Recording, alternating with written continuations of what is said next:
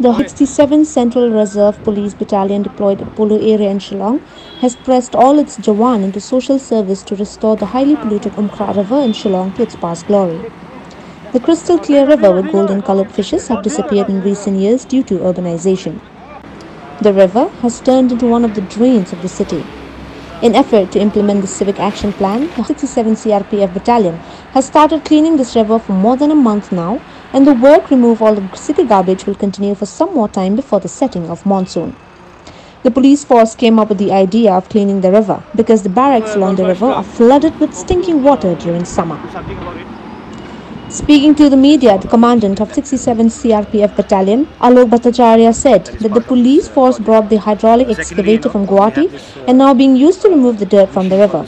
Bhattacharya also said that the force also intends to plant saplings along the river as part of the beautification of the river. The garbage disposal is also part of our Swachhata Abhiyan initiative. So this is purely on our own, without budgetary support or whatever. We have approached, we have spoken to the DC, and she has also expressed her support to this initiative. At the same time, we have also approached the Darbar Shillong, and with the help of the citizenry and the administration here, I think this is a problem that can be solved over a period of time. Many years in a periodic periodic and phased manner. Right now we are doing this before the start of the rainy season. Once the rains start, then a lot of activities are restricted. So we'll see what is the progress during this rainy season.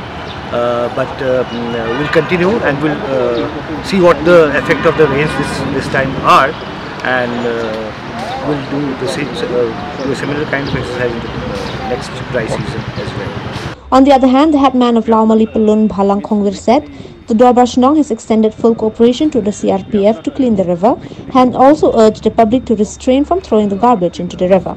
So first thing we thought it would be better if this opening to this drain that come into the river should be jali should be put there so that this garbage from the locality wouldn't be dumped into the river.